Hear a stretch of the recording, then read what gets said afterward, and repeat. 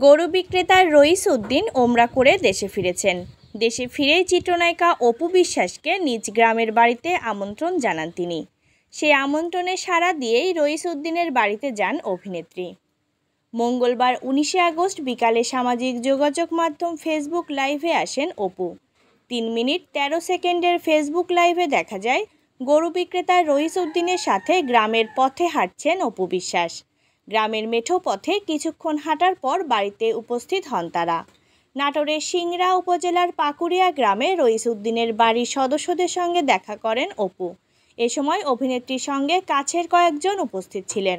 অভিনেত্রীকে এক নজর দেখতে সেখানে ভক্তদের ছিল উপচে পড়া ভিড়। ভিডিওর ক্যাপশনে তিনি লেখেন, রইস উদ্দিন চাচার সাথে সাক্ষাৎ। এরপরই মন্তব্যের ঘরে ভক্তদের ভালোবাসার বন্যায় ভাসতে শুরু করেন অপু। এক ভক্ত লেখেন, ভালোবাসার একটা মানুষ। আরেকজন লেখেন, মাশাআল্লাহ, আল্লাহ আমাদের প্রিয় অপু বিশ্বাসের জীবনের সব অশান্তি বিপদ এই উছিলাই দূর করুন, আমিন।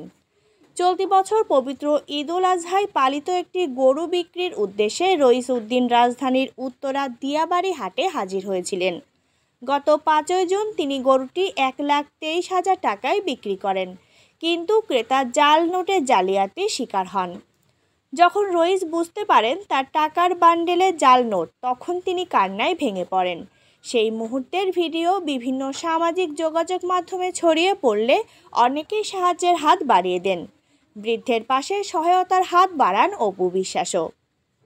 জানা যায়, আলহাজ শামসুল হক ফাউন্ডেশন নামের একটি সংগঠন বৃদ্ধের গরু বিক্রির টাকা অনুদান হিসেবে প্রদান করে। তাই ফাউন্ডেশন কর্তৃপক্ষ অভিনেত্রীকে জানান বৃদ্ধটি গরু কেনার টাকা সাহায্য পেয়েছেন। তার ওমরা পালনের ইচ্ছা রয়েছে, তাই চাইলে ওমরা করার জন্য অর্থ সাহায্য দিতে পারেন অপু। সেই পরামর্শ মাথায় রেখেই গরু বিক্রেতার ইচ্ছে পূরণে এগিয়ে আসেন অভিনেত্রী।